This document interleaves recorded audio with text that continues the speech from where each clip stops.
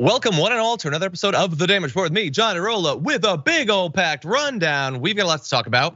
Did you know that in addition to all of the lies that he's told, George Santos also found time to tell some lies? So we've got those for you. Lies on top of lies on top of lies. Not the most important news. We do have breaking news coming up that could impact the coming season of SNL. And also Donald Trump getting involved in his own legal defense. And how do you think that worked out for him? He made a little bit of a stumble that could have some ramifications going forward. So we'll be evaluating that. If you stick around for the full aftermath, we've got robots. But for now, though, we have something even more impressive and futuristic than robots. Bridget, Todd is back. Bridget, how's it going? Oh, it's going great. I am not a robot, but I'll try to do my best to still be interesting. I have a feeling that you could probably do anything the robot did in the video that we're gonna show, and stuff besides, because I have not yet seen a robot who can host podcasts. So we've got that going for us. No, we don't have robots hosting podcasts yet, but I don't know, with AI technology, you never know, we might see it. Dear God, please don't let that happen, because I don't have a backup plan. Anyway, my backup plan was going to be writing essays for 3rd and 4th graders, but they've already scooped me on that. So they're stealing all of my opportunities. Anyway, very glad to have you here. It's been a bit since we spoke. What have you been up to? What have you been covering on your shows? Oh, I'm so excited to be here. As folks might know, I am doing a new podcast with Cool Zone Media called Internet Hate Machine, all about technology, social media, the internet, and the way it can really use online harassment and abuse of marginalized people to impact our political climate and digital climate. So folks should definitely check it out. Some of the stories we'll be talking about today really overlap nicely with all of those themes. I'm kind of sad to say, I guess. Yeah, that's true. Yes, I think the last time we spoke, you were about to launch it, if I remember correctly. That's right, I think we launched in late October. Awesome, everyone definitely go and check that out. But for now, check this out. I call it the news, and we'll be presenting it to you, breaking it down, and giving you our thoughts. For now, though, please hit the like button, share the stream if you haven't already, and you can reach out to us, super chats, tweets, comments, all that. We'll respond as we go. We're gonna be especially highlighting the awesome people today on YouTube and on Twitch who gift memberships and subscriptions to other people. It is the ultimate act of digital communal charity, and we love it when you do it. So please continue. For now, though, Bridget, are you ready to start the show? Let's do it. Okay, we're gonna be starting off with something exciting. Breaking news, breaking bad news for Alec Baldwin. He is charged with involuntary manslaughter for handling the gun that discharged on the set of Rust, tragically killing the cinematographer of that film. Shooting was 15 months ago. An investigation has been going on during that time, and so we've all been waiting to find out what new information has been uncovered and what legal charges will stem from that information. Well, we're now there, and Alec Baldwin, while he certainly could have faced harsher penalties, is probably not going to be very happy with this development, especially considering the fact that, according to Adrian Lawrence, this particular charge, if he were to be convicted, could result in him spending up to 18 months in prison. He is not the only person being charged, though, importantly. The film's armorer, Hannah Gutierrez-Reed, who is responsible for the guns on set, will also be charged with involuntary manslaughter. The film's first assistant director, Dave Halls, who handed Baldwin the gun that went off, agreed to plead guilty to negligent use of a deadly weapon. So we have a statement from the special prosecutor that had been put in place by the DA to investigate this. Says if any of these 3 people, Alec Baldwin, Gutierrez-Reed, or Halls, had done their job, Helena Hutchins would be alive today. It's that simple. The evidence clearly shows a pattern of criminal disregard for safety on the Rust film set. In New Mexico, there's no room for film sets that don't take our state's commitment to gun safety and public safety seriously. By the way, in addition to the charges, I'm sure that there's a lot that came up in the investigation that isn't yet public and might become public during the court proceedings. But we do know that for now, 5 additional live rounds were found on the set, including on top of the cart where the props were kept and in a belt that Mr. Baldwin was wearing as a costume piece. So the bullets, the live bullets, live ammunition weren't just in the gun, but they were literally putting them in the costumes. We have no idea how any of that live ammunition made it anywhere near a film set. But as of right now, that's what we know. Bridget, what do you think? Wow, I mean, I'm no expert here, but I really gotta wonder what was going on that set, that there were so many live rounds just around. When I first heard this story, I was thinking like, there's no way they're gonna charge Alec Baldwin. Like he was probably just handed a gun and told that it didn't have any live ammunition in it. But there, like you said, there must be some information or something that we don't know. But yeah, my heart goes out to the Hutchins family, and I really wonder like what was going on that set. It sounds like not a lot of precautions being taken at the very least. Yeah, and again, like all three of these people, they're sort of lumping together and saying that if they had done their jobs, she'd be alive. And I agree that is literally true. But I also feel like the distribution of responsibility isn't even 1/3, 1/3, 1/3. I feel like the armorer has the bigger duty to make sure that you're not bringing live ammunition. Unless, and by the way, I don't rule out the possibility that there could be some sort of shocking development where Alec Baldwin was providing his own ammunition. But barring that, I feel like this isn't that even. Could he have checked it? Yes. I am not, this is not my world. Maybe he was supposed to. Maybe he is trained to do that. Maybe all of the actors are trained to do that. I don't know at this point. My guess would be that is not the case. My guess would be that if you are an actor and you are handed a gun, you have no reason to believe it contains ammunition. Yeah. Still, you have to be careful with it, and apparently he wasn't. And so I'm not saying like you, by the way, people are talking about like intent and stuff. You do not have to have intent for some crimes to result in legal ramifications. That's why it's involuntary. It's not about an intentional thing. There can still be consequences when you perfectly accidentally run someone down with your car. That said, and I'm not like the biggest fan of Alec Baldwin or whatever. I'm not doing this because like he made fun of Trump, so we gotta have his back. But it really does feel like, Bridget, he really had no reason to believe that it had bullets in it. I don't know. What do you think? I completely agree with you. I wonder, like, if I was an actor on a set, I would not even know how to check a gun to see whether or not it has live rounds in it. Maybe there's something that we don't know. Like, was he also a producer on this film? I'm just like really curious.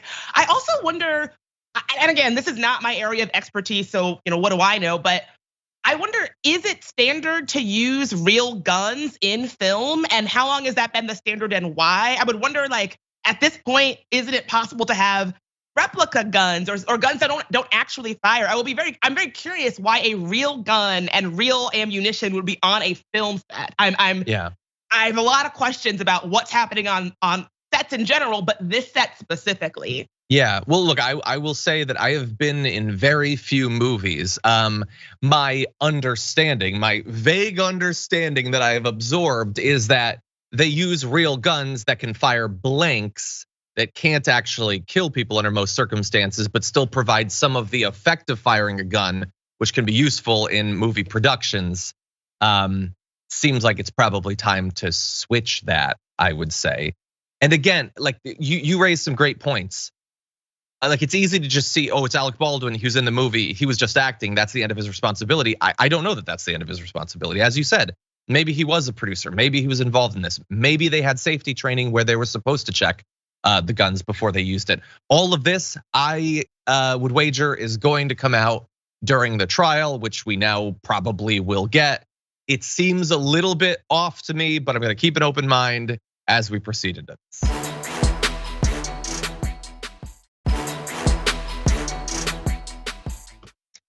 Okay, with that said, why don't we jump into someone who I'm assuming right now, were I to go to their truth social, would be bleeding about Alec Baldwin getting these charges because for some reason on the right, they already were declaring victory over Alec Baldwin.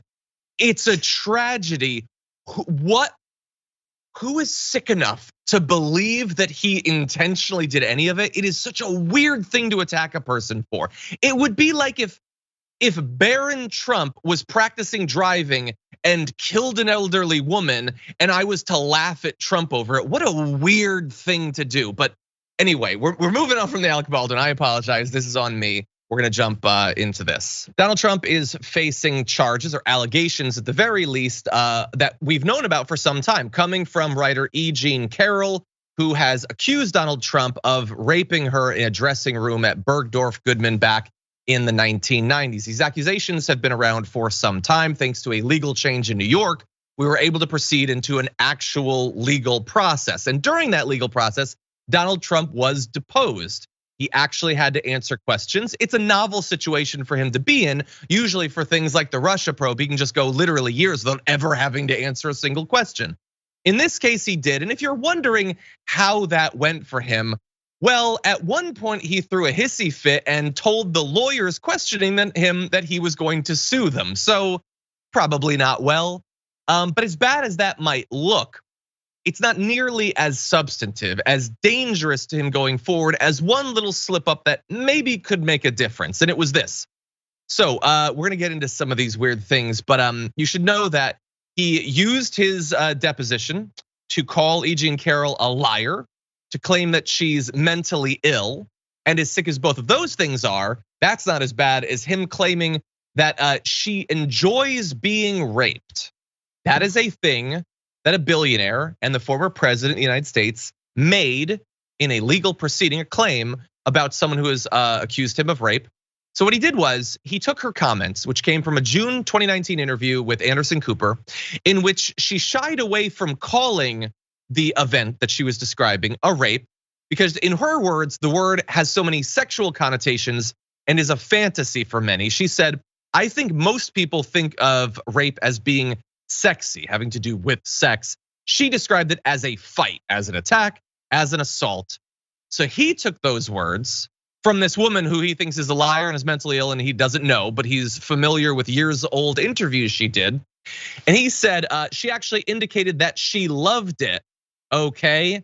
In fact, I think she said it was sexy, didn't she? She said it was very sexy to be raped. That isn't what she said. We read her actual quotes. Bear in mind, he says this incident didn't happen, and yet he's describing it as a thing that did happen, but that she enjoyed. He doesn't mind calling it a rape, but she enjoys having been raped. The lawyer talking to him says, so sir, I just want to confirm, it's your testimony that E. Jean Carroll said that she loved being sexually assaulted by you? And he said, well, based on her interview with Anderson Cooper, I believe that's what took place. Oof. He says he doesn't know her and this event didn't happen, and yet he is now saying, I guess it happened, but she loved it. It's rape. A normal person would describe it as rape, but oops, I got her. She likes being raped. That's what the former president said. Also, his lies about knowing her are complete and utter lies. He's been photographed with her and all of that. Anyway, all of what we've described so far is absolutely sickening. That is not the worst mistake he made. We're gonna get to that in just a sec. But Bridget, I apologize for some of this content. We should not have to hear things like this from the former president of the United States. But this is what he chose to use his time being questioned to do. Well, I absolutely believe E. Jean Carroll. Like, this testimony just makes it so clear. And I think it's just, what Trump is doing is just a really familiar page from the playbook of how powerful abusers try to silence survivors and smear survivors. But the testimony that you just read just got worse and worse, claiming that she's mentally ill, saying that she's a liar, saying that it didn't happen, but if it did happen, she quote liked it. It's such an infuriating but unfortunately familiar page from the abuser's playbook to just silence survivors and to continue to abuse. And I think we know enough about who Trump is right now to absolutely believe E. Jean Carroll. And if you already didn't feel that way, this testimony I feel like just confirms it. Yeah, I have to say, to be fair, I cannot know.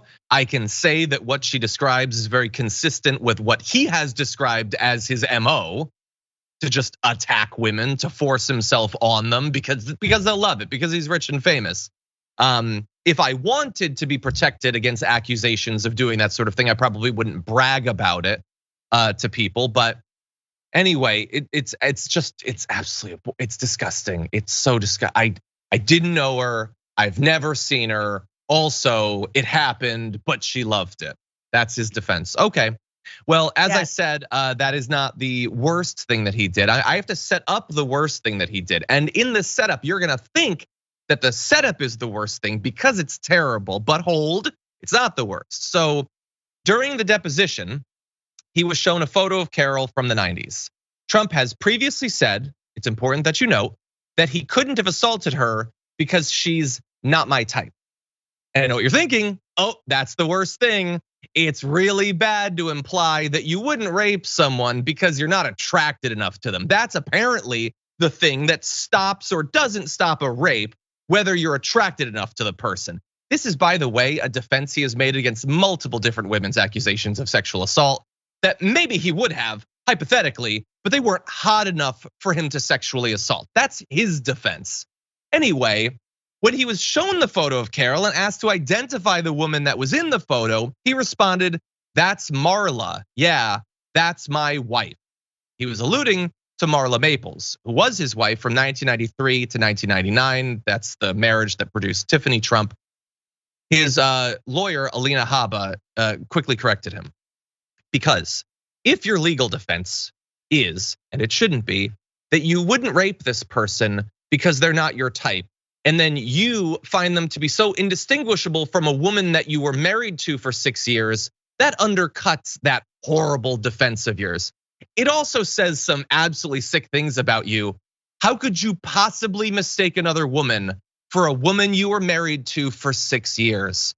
How is, like, I hope that that's just an indication of how his brain is Swiss cheese, because otherwise he was married for the better part of a decade to this woman. How could he not know who she is? Bridget. Wow, I honestly don't even know what to say. You are completely right in your setup that it went from bad to worse to oh my God. I think with Trump, when someone shows you who they are and tells you who they are over and over and over again, you got to believe them. And I almost sort of feel bad for his lawyers here, really making the lawyer's job that much more difficult by continuing to speak in this way. Yeah, I don't know where this thing is going to go. It is difficult to prove something that happened, more than 15, like literally decades ago. That is a very difficult thing to do. And as we always say, she, in even daring to bring this up and have this thing be investigated, is, as you can see from this, she is being attacked brutally on a daily basis. I am glad that she is willing to do that. I can't say, though, that I have the necessary level of faith in our criminal justice system to believe that he is going to pay the consequences for this thing that he really seems to want us to believe he did. Anyway, I want to give you an update on something else. Weird that you could have all of this in 1 week, but Donald Trump would have you believe that the dox scandal is a thing that is the province of Joe Biden right now, that he should not be suffering any sort of investigation or lingering suspicion over his intentional theft of hundreds of classified documents, that now it's all about Biden. But just in case you're still worried about him, he has a new defense that he is rolling out like 4 or 5 months after this story broke. He had this to say on True Social. Remember, these were just ordinary, inexpensive folders with various words printed on them, but they were a cool keepsake.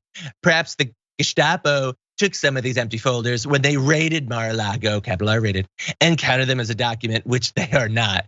It's also possible that the Trump-hating Marxist thugs in charge will plant documents while they're in possession of the material.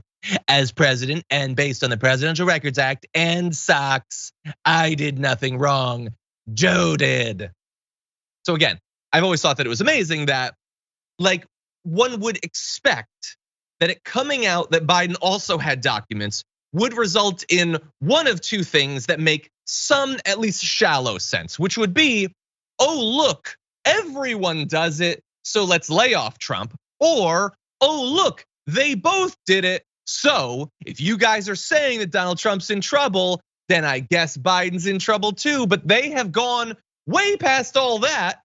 And they still don't think Trump should be in trouble, but Biden should be for the far lesser crimes that he's committed. In any event, there's a lot there, Bridget. The idea that he just had hundreds of folders because they were so cool that there were no documents in them, or if there were documents, they were probably planted documents. But also bear in mind that if they were planted documents or not planted documents, he could declassify them at a moment's notice, so it doesn't really matter. But just in case, they were probably planted or they didn't exist in the first place. Anyway, why are you on my back? Go talk to Joe Biden. What do you think? John, are you accusing the former president Donald Trump of inconsistencies and hypocrisy? Is that what's happening right here? I think his hypocrisy is cool. Yeah, I also love the cool keepsake defense that like, oh, these were just inexpensive folders with various words printed on them. That's an interesting way to describe like classified documents. No, it's exactly what you expect from Trump at this point. Just complete inconsistency and hypocrisy. I agree with you. I feel like if I were advising Trump, I would be like, hey, lay low. This is not the time to be like, Joe Biden did something wrong and I didn't. When y'all like, doesn't make any sense to be doing right now. But hey, it's Trump. Trump's gonna Trump. This is what he does. Yeah, we are so past the point where this can be your defense that it was just the folders, which why wasn't there looking for the folders then? Why were they? And when they repeatedly asked you to turn it back, if it's just a cool keepsake, why didn't you just give them back at that point? Again, we do not need to pretend that he just had folders because we have known for literally months that they weren't just folders. And I don't just mean that all of the investigators have said that they found actual documents and showed them when they found them, but him and all of his defenders have been spending months telling us that the documents he had, it was perfectly fine for him to have because he declassified them. We cannot then erase the knowledge that he had the documents that they wanted us to have to know that he had. The entire thing is just madness. I hate it. I hate the whole thing. Do I even want to? Oh God, he goes on about like how they were. Why did they search Biden's house again? Because Biden is turning over the documents willingly. You dumb. I almost swore. You dummy. I'll say you dummy. Keep it together. Okay. I do want to let you know though how the American public thinks about this thing is slightly different. On his handling of the documents, 60% say that Biden did it inappropriately. 22% said that he handled the records appropriately. I've got news for those 22%. He didn't, by definition. He shouldn't have had them. But that said, 46 to 37%, they don't think that Biden should face criminal charges over the mishandling of the documents. That is slightly different than back when this story broke for Trump. 50 to 41%, they believe that he should be prosecuted. Now, many Republicans will see that and think, oh, look, people are being inconsistent. And perhaps on some level they are. But again, we have to bear in mind that there is clearly a difference, not just in scale, which has never been particularly important to me, but intent to do this. He clearly intended to steal the documents. He clearly tried to cover it up when they were requested and has been fighting giving them back ever since. Whereas Joe Biden, who should be held responsible for having the documents in the first place, has been doing seemingly everything he can to give them back ever since. Bridget. I mean, it's what they always say, right? What is the phrase? It's not the crime, it's the cover up. I think it's clear to people watching. I agree with you. I think that Biden should be held accountable for whatever ends up, whatever he did or didn't do with documents inappropriately. But it's clear to me that one party is like doing what they're supposed to be doing and trying to give things over, in an appropriate way, and the other is not. So you're completely right that calling that an inconsistency just doesn't work in my book. Yeah, no, 100%.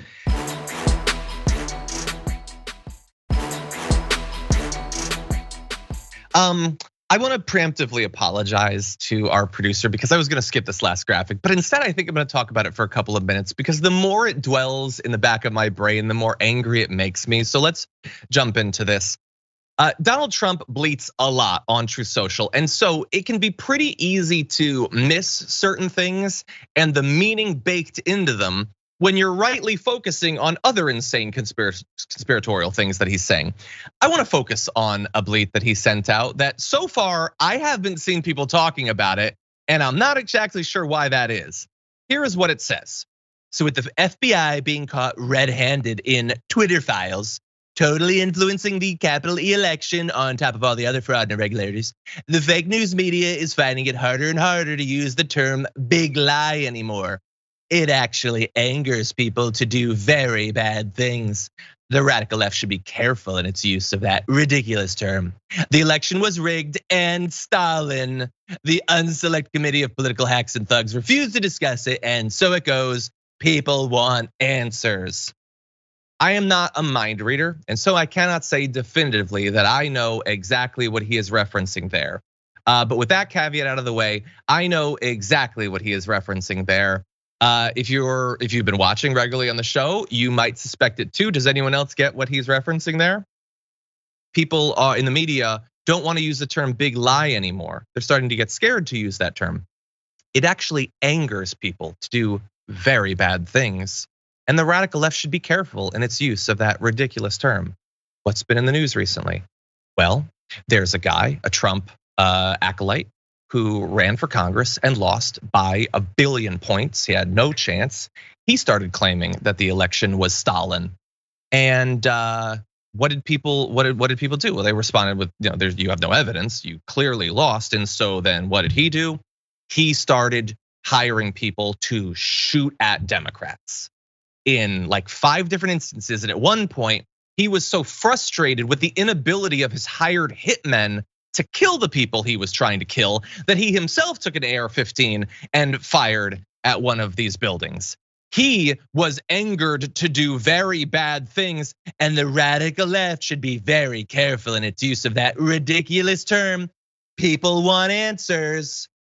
I cannot tell you that's 100% what he means, but I think there's a strong case to be made that that's people doing very bad things. You guys are denigrating them and saying that there's nothing to these conspiracy theories that they're talking about. And so maybe they go and shoot up some places. They just want answers. You should be more careful with your accusations of about the big lie.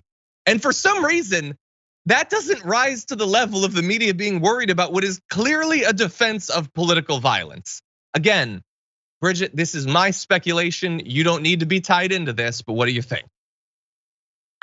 I think your speculation is I think it's reasonable to conclude what you have concluded. And I also think in a larger sense, I think that you're completely right that we're talking about political violence. We're talking about the normalization of somebody running for elected office, the election not going their way, and feeling like it's okay to enact violence against them, to go shoot up their house. And I think that, we really need to ask questions about what the big lie and election denialism has wrought in our democracy. Yeah. It is terrifying. It is very real. The consequences are very real. We know the kind of impact of this thing definitely disproportionately impacts women of color, other marginalized folks running for office. This kind of political violence keeps folks from running for office. It is really serious and really scary. And Trump just maybe casually alluding to it in this sort of roundabout way is really, disgusting. I agree. 100%. Yeah. Because maybe he's not thinking of the exact thing that I'm saying, although I think that he is. But this is clearly what he's talking about. Okay, I think it's probably time to go to our first break. I've been stalling for too long. So we're gonna take a break. When we come back, George Santos, lies on top of lies on top of lies after this.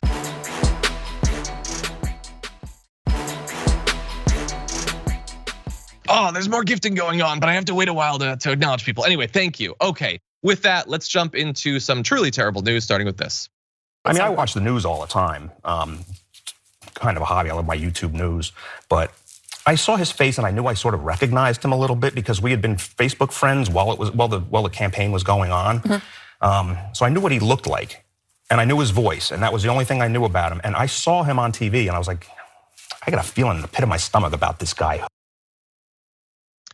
That is Richard Osthoff, who we talked about earlier this week on the show. It's the veteran who had unfortunately crossed paths with George Santos before he became a politician, relied on George Santos under whatever assumed name he was using at that point to raise money to help with the tumor that his dog was suffering from. George Santos raised the money, took the money, and the dog eventually died. And so now Richard Osthoff, who realizes who it was that he was dealing with, is going on the news to talk about the experience. We have a little bit more of his interview here. What would you say to him if he was here now? What would you say to him? Do you have a heart?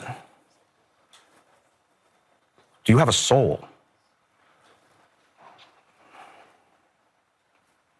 And he probably would lie about that. I mean, I don't want you to ever hurt anybody like you hurt me again, George. And nobody else should ever have to go through that. I almost killed myself when that dog died. The entire thing just kills you to hear about. It is, again, sometimes it's the smaller, pettier crimes and lies that are, I think, easier for us regular people to imagine happening to us that hit the hardest. Like, when presidents lie, about a tax cut, they lie about going to a war. Those things are so big that it's hard to really wrap your mind around it. But like approaching a vet whose dog is going to die and then lying about how you're gonna raise money for it and then pocketing the money and running, that could happen to me. It could happen to you. Stuff like that might have happened to you. And for that person to now be sitting on the House floor, just grinning about how they got away with it, is just so sickening on a personal, real level. And so you feel the pain of Richard Osthoff in that interview. And so I'm so glad that his story is getting coverage. Bridget, what do you think? Yeah, I had never seen that interview, but it's clear to me how vulnerable this person was and how they trusted someone and that person cruelly betrayed them. I agree with you. I think it really, I don't think that anybody who lies casually has any place in public office, but a lie on such a personal level is like a different thing. Like you really feel it differently. And that his story is very moving. And I think we really have to ask, like, is this the character of somebody that we think should be in elected office? And the answer is no. No, definitely not. I mean, that's like the latest thing that you'd add onto an entire pile of things that are reasons for him to not be in office. But this should be enough. Like, again, I have no idea how he could possibly get reelected with all that we know. Although, we live in a hell world, so I guess anything's possible. But it's not enough to just let him have 2 years. That is not acceptable. He needs to go. He needs to be taken out of that position. It's not gonna bring the dog back to life. It's not gonna make good all of the people who have suffered from crossing paths with Anthony DeValder or George Zabrowski or whatever the hell he calls himself, but at least it would be a start.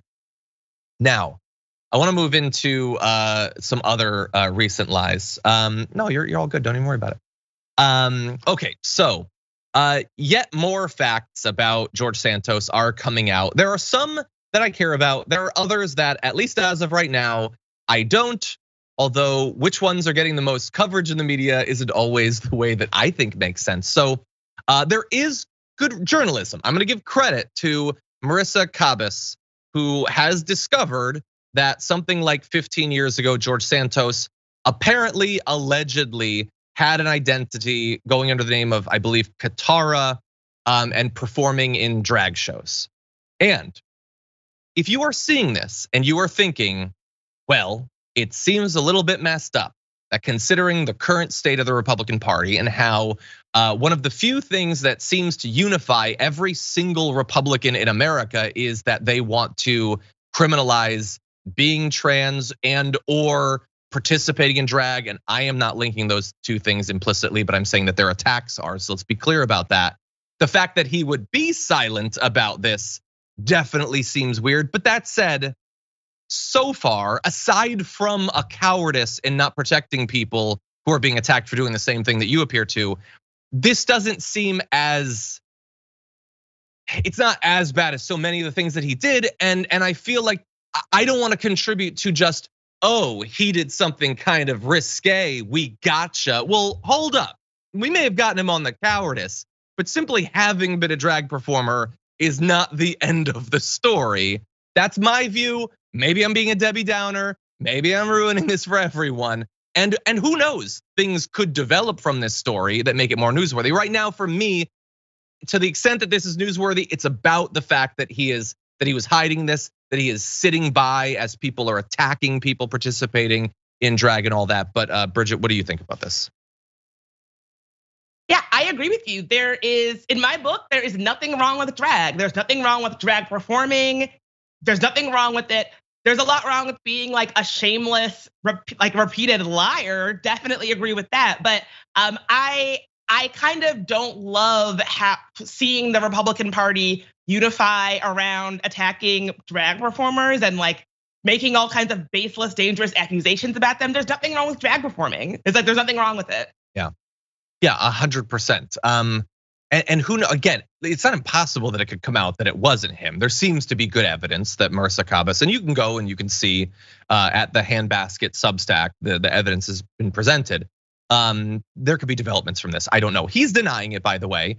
He tweeted the most recent obsession from the media. I don't think I'm obsessed, but I can only speak for myself. Claiming that I am a drag queen or performed as a drag queen is categorically false. The media continues to make outrageous claims about my life while I am working to deliver results. I will not be distracted nor fazed by this. First of all, stop lying. You're definitely distracted by it. You just tweeted about it. Whether you're fazed by it or not, I believe that you are soulless. So you probably won't be fazed by more stuff coming out. I don't care.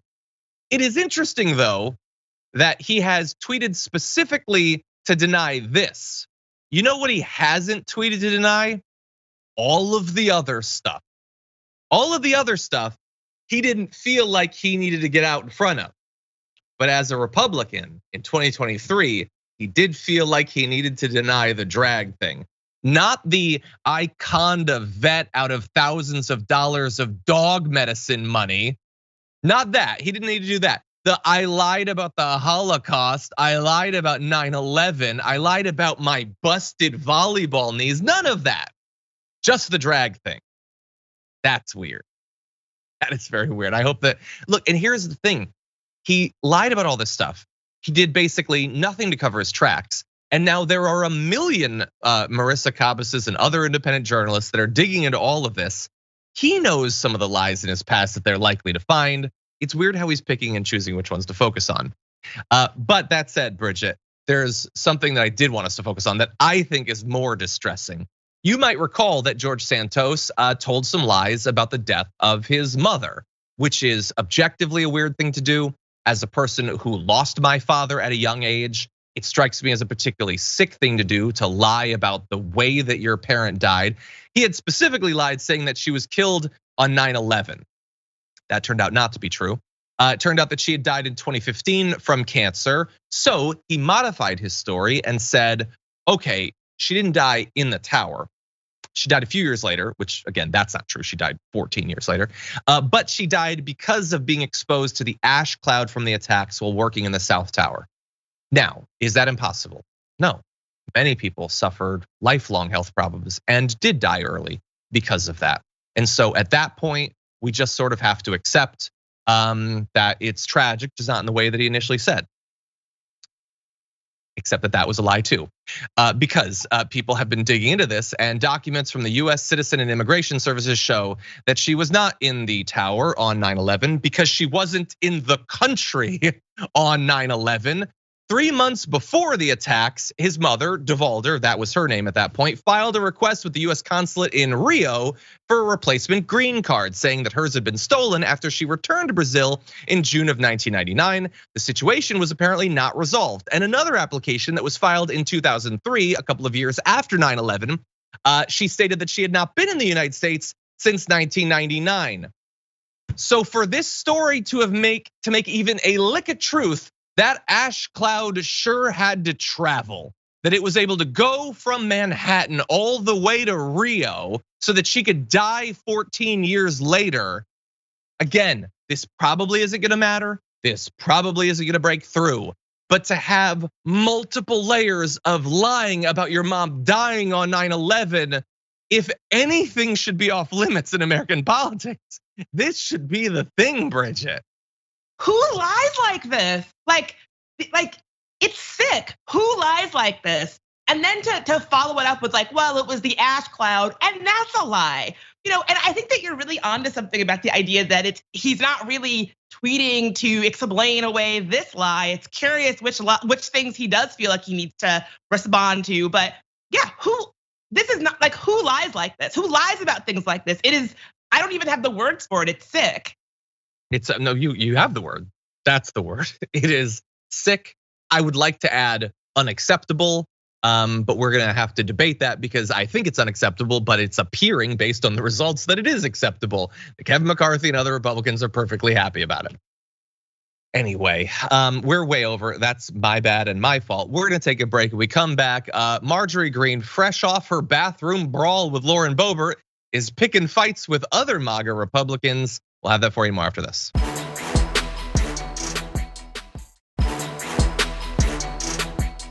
Okay, everybody. There's not time to get to everything. It's on me. There's just too much interesting news every day. Some of it's gonna have to wait for tomorrow when Brett Ehrlich will be joining us. We'll be throwing away our garbage people of the week, so definitely look forward to that. Also, coming up a half an hour after the close of today's show, we will be doing our Tier 3 member hangout on YouTube, so I hope to see many of you there. For now, though, let's jump into this. Marjorie Greene's feud with Lauren Boebert is so 2 days ago. She's moving on to fresh game, and that game is making a fool out of Matt Gaetz. He tried to sort of extend an olive branch to her. They've been feuding over Kevin McCarthy. She wanted him to be speaker because he put her on committees, and that's it. He didn't want Kevin McCarthy to be speaker for lots of personal reasons too. And there was a rift between them, which he, in a fashion almost like a mature person, tried to fix. He said to her, bravo on getting her committee assignments. She's gonna do amazing work for the people on these key committees she has earned. Representative MTG of Georgia is back on committee assignments now that Republicans have retaken the House, and blah, blah, blah, blah, blah. So he not only congratulated her for the committee assignments and being back on committees at all, but he told what he knows is a lie, that she would do work on those committees. But despite those overtures, here is how she responded. Thanks to Speaker McCarthy and steering for voting me on the committees I requested on the submission form most of us filled out. Too bad we're weeks behind after you spent a week only getting MTV from 5 to 1. That's the thing where you can kick out the speaker or whatever. As the leading MAGA voice in Congress, I look forward to committees, which is a very normal sentence to write. I look forward to committees. Anyway, she thanked McCarthy, she thanked steering, and then said that weird thing about we all filled out submission forms. I don't even know what that's about. But I do know the takeaway from this is she is digitally spitting in his face. Now, he tried once again to be the bigger man or something. Well, we got a few other things, but I'm thrilled the MTV is back to the pre-Pelosi standard. Totally worth it. We the people will be in better hands with MTG holding the corrupt Biden admin accountable via committee service. I'm so here for it. And she responded to that. The rules package did not change at all from January 1st to January 6th, except MTV went from 5 to 1. Literally anyone could read them online and see that. All substantial negotiations happened in conference and 5 families meetings before the 15 ballots started on January 3rd. Jesus, it's enough to make you feel a little bit bad for Matt Gaetz. Not really, I'm past it. But briefly, he keeps congratulating her. She's not interested. I don't know, is this a sign of strength and sticking to what is standing in for principles on the part of Marjorie Greene? Bridget, what do you think? Oh, first of all, let them fight. love to see it. I mean, these are the kinds of clowns that we have unfortunately empowered and amplified in our government. I gotta say, Matt, I like, if he wasn't such a terrible human being, I would feel bad for him. It's pretty hard to watch someone try to extend a little olive branch and just get smacked down each time. Like, Matt, give it up, right? It's gonna be our argument every time. Yeah, it's hard. It couldn't be happening to a nicer guy. I guess I'll put it that way. And he's like, again, he's not just congratulating, he's lying about what she's gonna do on her behalf, that she's gonna work, or she's gonna like read documents, or that she's gonna provide meaningful oversight over Joe Biden. Come on, she's gonna be talking about Hunter Biden, and you know it, that's what you want. So yeah, at the end of the, exactly, it's gonna be stunts, it's gonna be sound bites, that's gonna be it. And that's what he wants. Again, kind of like with Kevin McCarthy, I might feel very bad very briefly, but this is what you signed up for. These are the sorts of people that you've supported and that you've normalized. So I'm not gonna feel bad for that long. Like, you bring a bunch of wild animals into government and then let them loose to tear things apart and poop on the House floor. Eventually your shoes might get dirty too, Matt Gaetz. This metaphor has gotten out of my hands. Anyway, with that said, we have other Matt Gaetz related news. Matt Gaetz has big plans and they don't stop at the House. Apparently, according to Rebecca Jones, and we'll see if there's corroboration and all that, Matt Gaetz plans to run for governor of Florida when DeSantis announces his candidacy for president, according to a key staffer in Gaetz's congressional office. The staffer also disclosed unethical, illegal activities inside the disgraced congressman's office. So that is interesting. So this key staffer is in a position to know that he's going to, perhaps imminently in the next 3 or 4 months, launch a bid for the governorship of Florida. Also, he's enough of a turncloak that he's providing this information to Rebecca Jones, who is, no friend of Matt Gaetz, and describing unethical, illegal activities. Now, we need a lot of corroboration before we can just accept all of this. However, am I predisposed to believe that perhaps something unethical or illegal has happened in his office? Well, I don't know. I've seen his Venmo, so yeah. But we do have to wait for the details. That said, he could be running for governor. What do you think about that, Bridget?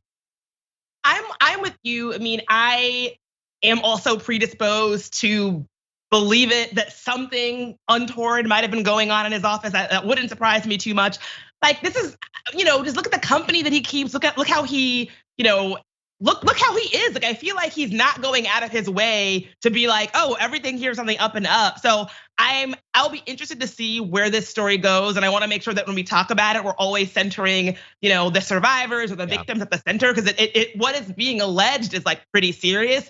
But yeah, I don't have any trouble believing that he's the kind of person who would do this kind of thing. I have no trouble believing that whatsoever.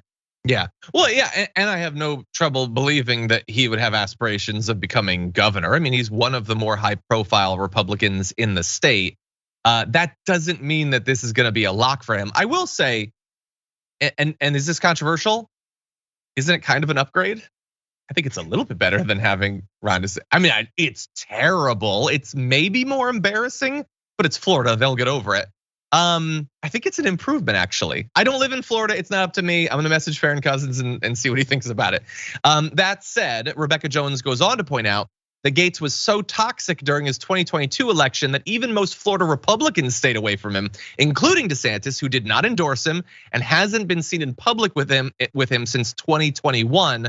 Of course, the sex trafficking investigation is still ongoing, although it doesn't seem like. It seems like if anything was gonna come from that, it would have already come. So I don't have high expectations for that. And by the way, in the same way that DeSantis has largely abandoned Matt Gaetz supposedly believes that McCarthy has done the same thing, hasn't provided sufficient enough support or defense for him. And that's one of the reasons that Matt Gaetz had such an issue with him. Again, we're getting into very much the realm of like political gossip and speculation, but it does sort of make sense that he would try to make that run. I don't think that he's quite as savvy in a cruel, terrible way as DeSantis. So I actually think that not only would he be less bad as governor, maybe, but I also think the Democrats would have a better chance against him. Again, all this remains to be seen. Any final thoughts, Bridget, on that? Yeah, what a parade of clowns. That's all I've got to say. Ranking DeSantis and Gaetz, it's like, ugh. Yeah. Has anyone ever made a remix of Bulls on Parade? Because I want a Clowns on Parade. I feel like we could go to that pretty frequently on the program. Bart, please get on that. Anyway, that is all the time we have for the first hour of the Damage Report today. But there is more show to come. Thank you to those on the linear platforms and on the podcast. As always, thank you for watching and listening. If you're listening on the podcast, please give us a rating and a review on Apple Podcasts. It always helps and that doesn't hurt. For those of you watching on Twitch, YouTube, the member stream, and a lot of other things, we got more to come. In the aftermath, we're gonna be talking about international defenders of Andrew Tate. We're gonna be talking about horrific anti-Semitic harassment of people also going on in Florida. It's a hell of a state. And robots. They're coming for your job, maybe soon, coming for you. We're gonna evaluate the evidence after this.